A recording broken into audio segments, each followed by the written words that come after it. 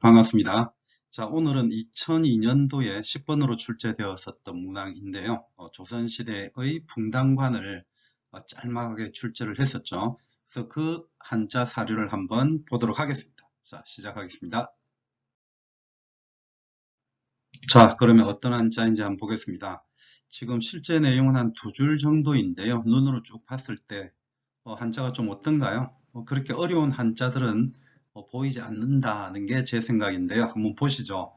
자, 지금 일단 전할 전자에 왈 이렇게 되어 있습니다. 그러니까 이거는 뭐 전하기를 어딘가에서 그렇게 얘기를 들었거나 기록을 받거나 그런 거겠죠. 그래서 이거는 뭐 핵심 문장은 될 수가 없을 겁니다. 자, 그렇다면 뒤에 있는 요 네 글자가 조금 중요하게 생각이 드는데요.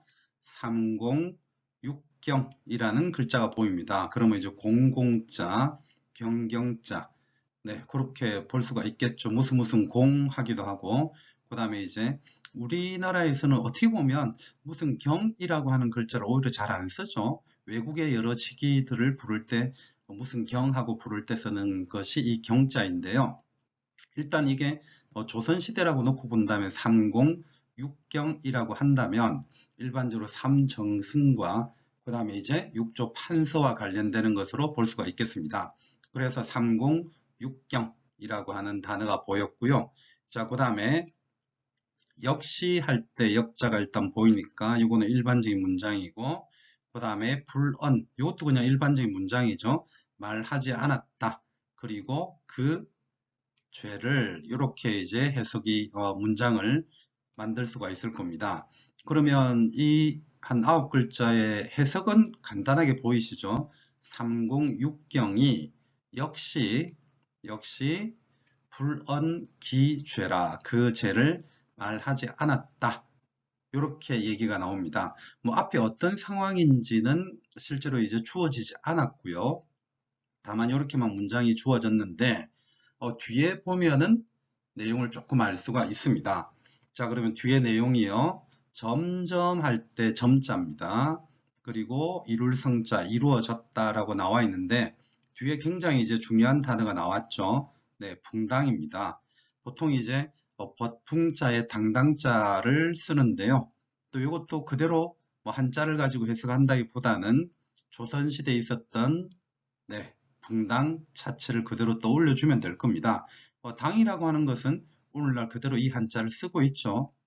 무슨 당 할 때 쓰는 한자이니까 이것도 굳이 벗과 당 이렇게 해석을 할 필요는 없습니다. 그러니까 일종의 당파가 형성되었었던 조선시대의 상황을 우리는 이제 붕당이다라고 얘기를 하고 있고요. 제가 앞에 어떤 강의에선가 한번 얘기를 드린 것도 같은데, 그죠? 이 붕당이라고 하는 것이 선조 때 실제로 이제 대표적으로 나타나는 건데요. 동인, 서인 이런 것이 나타나죠.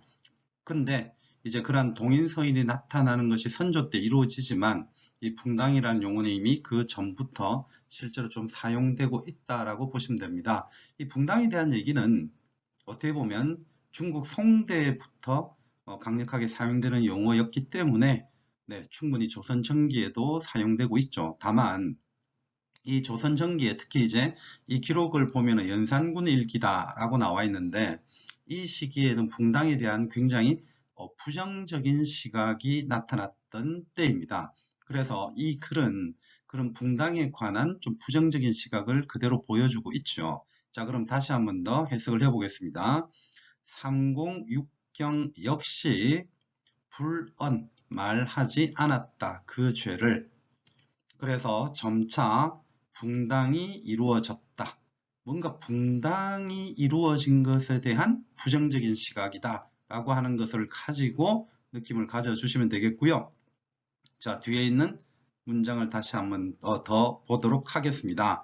자, 그러면 사신이거나 시키거나 이 사자는 보통 그렇게 해석을 하면 되겠죠. 그러면 여기에서는 아마 뭐뭐 하게끔 하였다 라고 해석을 할 수가 있을 것이고요. 그 다음에 이제 뒤에 인추가 나오는데 여기에서 이제 뭐 인주 아니면 인신 이렇게 간혹 쓰기도 합니다. 인주는 군주를 의미하고요. 뒤에 신하 신자를 붙여서 인신하면 그대로 신하라고 해석을 해주시면 됩니다. 따라서 여기에서 인주는 그냥 임금이라고 보시면 되겠고요. 그 다음에 뒤에 있는 글자가 외로울 고자죠. 그래서 이제 고립을 의미한다고 보시면 되겠고요. 그렇게 놓고 보니까 이게 그대로 고립이죠. 네, 그래서 이제 네, 고립이라고 그대로 해석을 할 수가 있겠네요. 자, 고립, 외로울 고자에 설립자, 고립되었다. 그리고 어조사 어자가 있고요.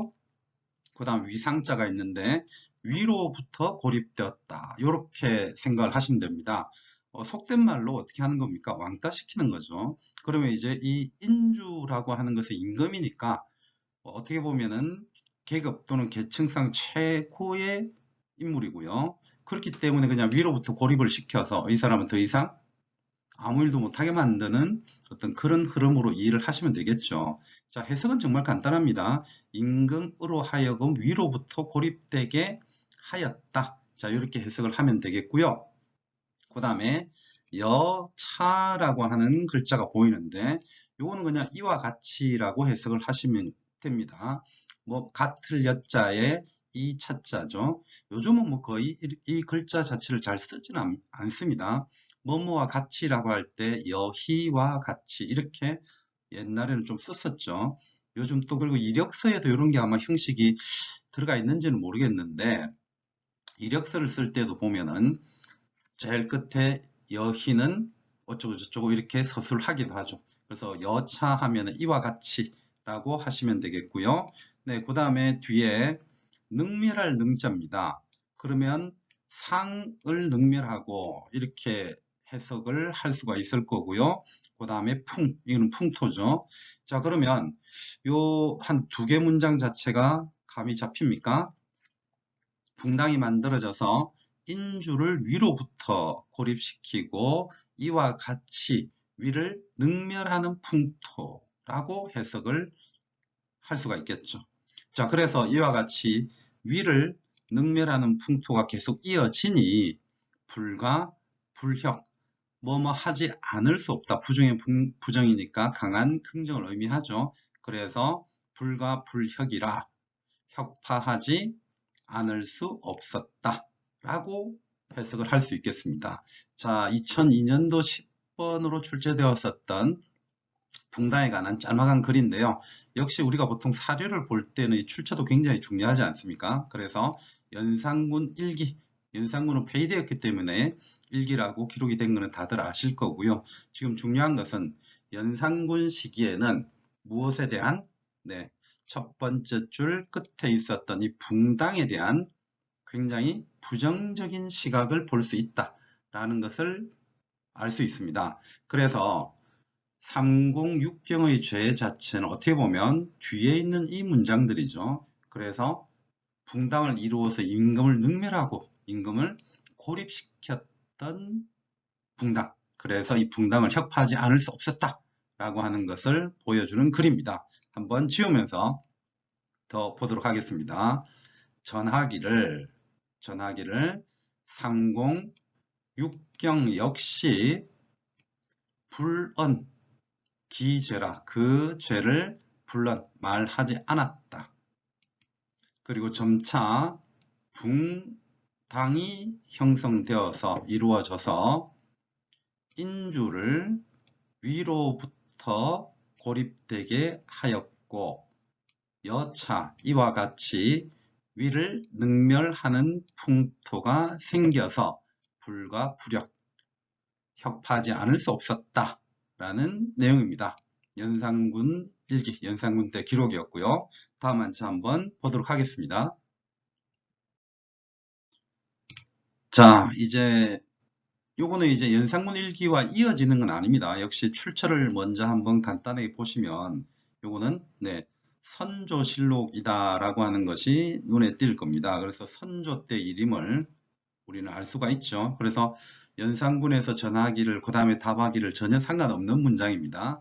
그래서 뭔가 얘기가 오간다라는 얘기를 알 수가 있고 답하기를 자 답할 답자죠. 그 다음에 희야 이렇게 나와 있는데 이는 그냥 일반적으로 뭐 감탄사입니다. 뭐 기쁠 때도 이렇게 할 수도 있겠지만 뭔가 하여튼 안타까울 때도 희야 이렇게 이제 할 수 있다는 것만 한번 봐두시면 되겠고요. 그래서 요까지는 크게 해석할 부분이 없죠. 자, 그 다음에 이제 구자가 보이는데요. 이 구자는 사실상 일반적으로 놓고 보면 구차하다 뭐 이렇게를 해석을 더 많이 하는 경향이 있는데요.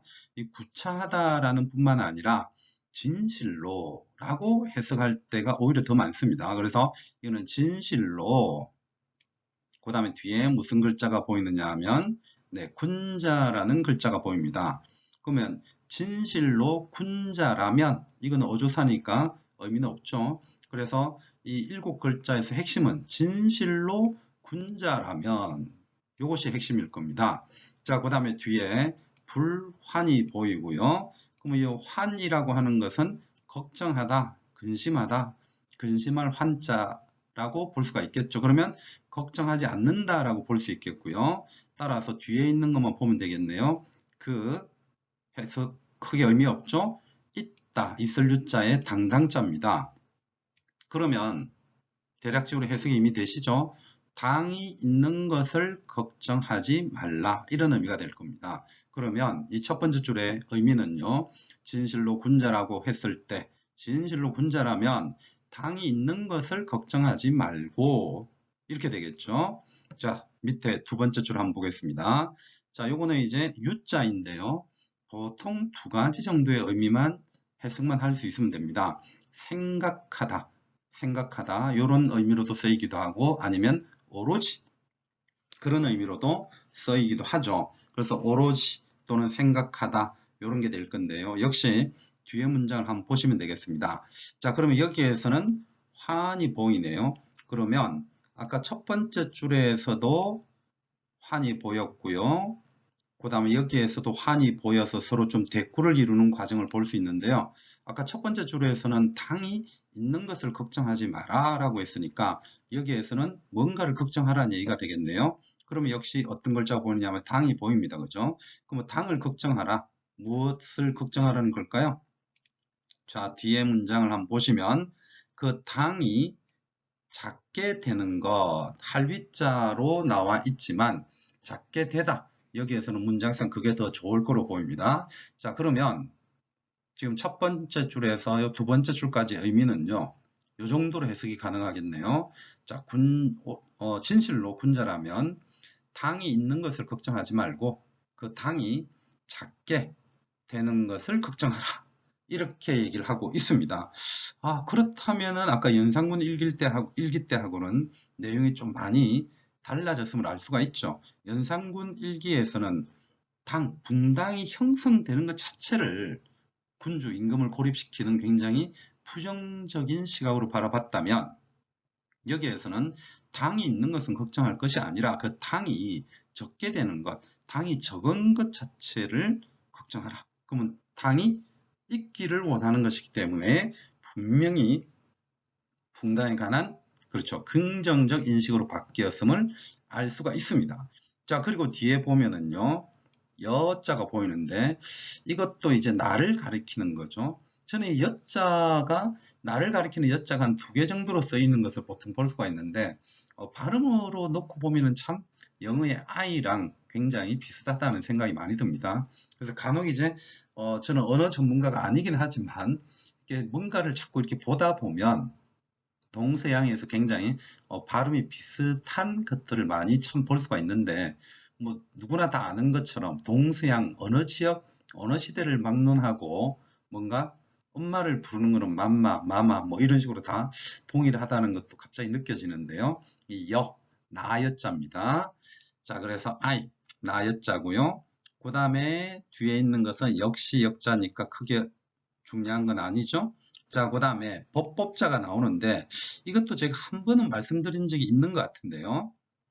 이 법이라고 하는 글자는 오늘날에는 우리가 이제 거의 법이라는 글자 외에는 잘 쓰지 않기 때문에 이 글자를 봤을 때 딱 첫 느낌은 법 이런 식으로 느낌을 많이 가지더라고요. 근데 그렇게 가지지 마시고요. 법 또는 본받다 또는 따르다 본받다, 따르다 이런 식의 해석 연습을 하시면 좀 옛날 글에 대해서 빨리 적응을 할 수가 있습니다. 자, 그래서 뒤에 굉장히 중요한 인물이 나오는데요. 자, 이 인물이 누구냐 하면 요걸 읽을 수만 있다면 되겠죠. 주희입니다. 주희, 그죠? 붉을 주자에 기쁠 희자. 그래서 이 주희가 바로 주자고 성리학을 만들었었던 인물이죠. 그래서 이거는 네, 어떻게 해석이 가능하느냐 하면 나 역시 주희를 따르고 싶다. 이런 것으로 볼 수가 있겠습니다. 그러면 단순하게 주의를 따른다라기보다는 뒤에 주의, 지설 이렇게 나와 있으니까 주의의 썰이 되겠죠. 자, 그래서 이 주의의 썰을 따른다라고 하면서요. 자, 밑에 문장을 한번 보겠습니다. 원한다라고 나와 있네요. 원할 원자고요. 그 다음에 들 입자죠. 그 다음에 그러면 나도 들어가고 싶다. 이렇게 얘기를 할 수가 있겠고요.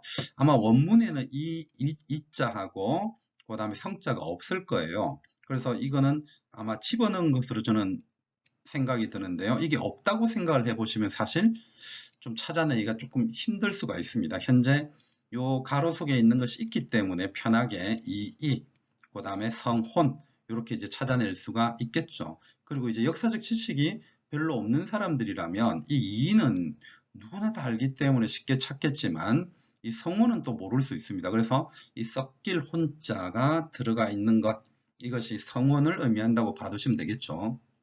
대표적인 서인의 인물이고요. 나중에 이제 이를 따르는 사람들이 노론으로 형성이 되고, 그 다음에 성혼을 따르는 사람들이 그렇죠. 소론으로 형성이 된다는 것을 알고 있는 사람들은 이게 해석이 굉장히 쉬울 겁니다. 자, 그러면 이것은 어떻게 해석이 가능할까요?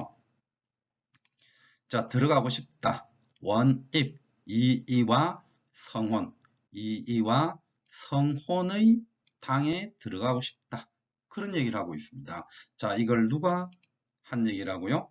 제일 끝에 선조가 한 얘기입니다. 그래서 아까 한번 말씀드렸던 것처럼 선조 때 붕당에 대한 인식이 그만큼 바뀌어서 왕인 내가 붕당에 들어가고 싶을 정도로 붕당에 대한 굉장히 긍정적인 이미지를 볼 수가 있죠. 그만큼 연산군 때와는 달라졌음을 알 수가 있습니다.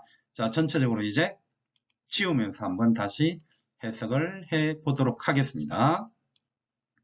답하기를 희야. 여기까지는 해석할 필요 없다고 그랬죠. 진실로 군자이면 아니면 진실로 군자는 당이 있는 것을 불환 걱정하지 말고 당이 위소 적어지는 것을 환 걱정해야 한다. 오로지 이렇게 되겠죠. 그래서 오로지로 한번 해석을 했고요. 나 역시 주희의 썰을 따라 본받아서 원입 들어가고 싶다. 이와 성혼의 당에 들어가고 싶다. 이렇게 얘기를 하고 있습니다. 어떻습니까? 한자 자체는 어려운 게 없죠. 그래서 연산군과 선조 때의 붕당에 관한 인식의 변화, 즉 간단하게 표현하면 부정적 시각에서 그렇죠. 긍정적인 시각으로 바뀌게 된 대비되는 두 사례였습니다. 이걸 가지고 2002년도에는 무엇을 물었느냐 하면 왜 이렇게 부정적 시각에서 긍정적 시각으로 바뀔 수 있었을까요? 라는 질문들을 만들어내기도 했었습니다. 자, 한자 이렇게 오늘은 조선시대 붕당간에 대해서 한번 살펴보았습니다. 네, 오늘 이제 연산군 일기 때, 일기 때가 아니라 연산군 때와 선조 때의 붕당간을 살펴봤는데요. 정말 한자는 그렇게 어려운 게 없죠. 이렇게 이제 부정적인 붕당간에서 긍정적인 붕당간으로 바뀔 수 있었던 것은 그만큼 이제 어떤 살인들의 노력이 있었기 때문이고요. 그 다음에 이제 중간중간에 어떤 김종직이라는 사람이나 아니면 조광조, 그 다음에 선조 자체가 학문을 설계하는 측면, 여러 가지 이유들로 해서 결국은 긍정적인 붕당간으로 바뀐다라고 한번 생각을 해 두시는 것도 나쁘지 않겠습니다. 자, 어쨌든 간에 중요한 것은 기출 소개에서도 다시 한번 한자 해석하는 법들을 이해하고 또 한자들을 기억을 한다면 또 앞으로도 좋은 한자 뭐라고 할까요? 좋게 한자 해석을 할 수 있는 기반이 마련되지 않겠는가 그런 생각을 합니다. 자, 오늘도 고생 많으셨고요. 우리는 또 다음에 다른 한자들을 통해서 뵙도록 하겠습니다.